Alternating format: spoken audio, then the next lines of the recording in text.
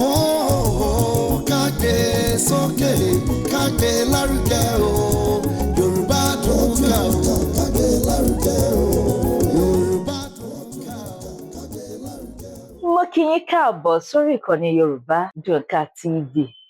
Lórí ìkànnì yìí níbi tá a ti ń kọ́ra wa, tá a ti ń kà àwọn àkàgbádùn ìwé Yorùbá látọwọ́ àwọn òǹkọ̀tàn èyí tí wọ́n jẹ́ gbòógì yálà wọ́n ti lọ àbí wọ́n ṣì wà pẹ̀lú wa níyẹn. A ti ní àwọn oríṣiríṣi ìwé èyí táwọn kà lórí ìkànnì yẹn fún yín níbi tó jẹ́ wípé àwọn ibi ìwé tí ó mọ rán àwọn èyí tí wọ́n ti dàgbà létí láwọn nǹkan tí wọ́n ti ṣe nígbà èwe wọn, àwọn ìwé tí wọ́n ti lò. Bẹ́ẹ̀ náà ni fún èwe ìgbà yìí láti mọ̀ wípé arúgbó ṣògiri kì í ṣe pé àwọn nìkan ni wọ́n ní ìwé, àwọn ìwé àkàgbádùn, àwọn tí wọ́n ti dàgbà yálà wọ́n ti lọ àbí wọ́n ṣì wà, wọ́n ti ka àwọn ìwé èyí tó nítumọ̀ dáadáa. Àpẹẹrẹ lára àwọn ìwé ọ̀wọ́n òun ni Ta ló pọmọ ọba, Ògbójú ọdẹ nínú gbórúmọlẹ̀, Baṣọ̀run Gáà, Aṣenibánidárò, Làbákẹ́wọ Gàò, Kúyẹ̀ àti bẹ́ẹ̀ bẹ́ẹ̀ lọ. Lọ́tẹ̀ yìí lónìí àti ní ìsìn á bẹ̀rẹ̀ ìwé èyí tó jẹ́ àkàgbádùn tẹ́tù kọ́gbọ́n nínú ẹ̀. Ẹ mọ́ gbàgbé àwọn ìjìnì òǹkọ̀tàn èyí tí wọ́n ti wá, wọ́n ti lọ àbí tó ṣì wà pẹ̀lú wa bíi Kọ́lá Akínlàdé, Adébáyọ̀ Fálétí, Ọládẹ̀jọ Òkédìjí àti bẹ́ẹ̀ bẹ́ẹ̀ lọ.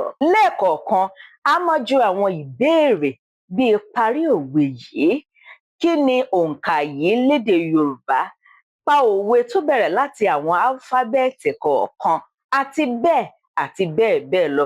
Ó lẹ́mọ̀ọ́ bá pàdé lójú òpó ìkànnì Yorùbá Dùn Ká TV. Ẹ wá wò ó wípé ìwé wo gan-an la fẹ́ bẹ̀rẹ̀. Ẹ mọ́ gbàgbé ìkànnì yìí ó wà fún àwọn èwe wa àti àgbàlagbà, ìyẹn ni pé gbogbo èèyàn pátá ló wà fún.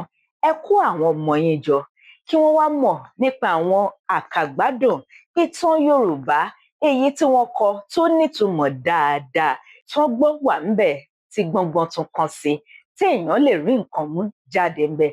Ìkan lára wọn òun la fẹ́ bẹ̀rẹ̀ lónìí lórí ìkànnì Yorùbá Dùn Ká TV. Kíkẹ́ lọmọ Ògúnṣínà lórúkọ mi tó rẹra, òun lẹ̀ ń pè mí. Ibo pẹ́kun adágún ni mí, ọmọ alábòdò níbi ṣèṣe. Èmi náà lọmọ apànàjàre, olójú orókè tájòjì ò gbọdọ̀ mọbẹ̀, àjòjì tó bá mọbẹ̀ kan àdẹ̀nì ẹ̀bùrọ̀. Ẹ jẹ́ ń dá a lé níbẹ̀. Má máa dá a láṣà pé Yorùbá Dùn Ká èdè bàbá wa ni. Torí náà kájọ gbé, kémi gbé, kí gbogbo wa gbé, kájọ gbé Yorùbá lárugẹ. Yorùbá ò ní mẹ́rí o. Mo kí yín o, ẹ kú kalẹ̀. Yorùbá dùn ká o, ká gbé lárugẹ o. Báyìí ìwé tá a fẹ́ bẹ̀rẹ̀ kíkà rẹ̀ òun ni Aṣenibánidárò látọwọ́ Kọ́lá Akínlàdé. Ìwé yìí, kí n sọ fún wa ráńpẹ́ nípa ìwé yìí. Ìwé yìí ni wọ́n ti kọ láti bí ọdún mélòó kan sẹ́yìn. Ẹ mọ́ gbàgbé pé mo sọ fún wa pé Kọ́lá Akínlàdé òun ló kọ ìwé Aṣenibánidárò yìí látọwọ́ Kọ́lá Akínlàdé ni wọ́n kọ ní ọdún 1982. Ẹ jẹ́ n fún yín ní ìtọ́wò ráńpẹ́ nípa ẹ̀. Wọ́n ṣe àìsùn òkú ìyá Adégúnmọ́jú ní àpótí tí owó wà nínú rẹ̀ bá sọnù.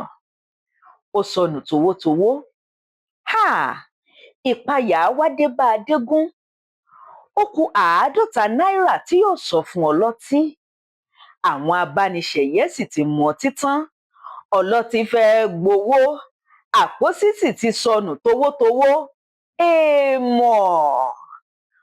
Ogun ń lé wọn bọ̀, odò kún. Ọpẹ́lọpẹ́ Adéògún ọ̀rẹ́ rẹ̀ ló fún ọlọ́tí ní 50 náírà. Òun ni kò jẹ́ kí Adégún ṣẹ̀sín. Tani jí àpótí ọmọ olóòkú gbé towótowó? A lè pe ni wá jẹbọ kó sì di ọ̀rọ̀ bí? Àkànbí agbèrò wà níbi àìsùn náà.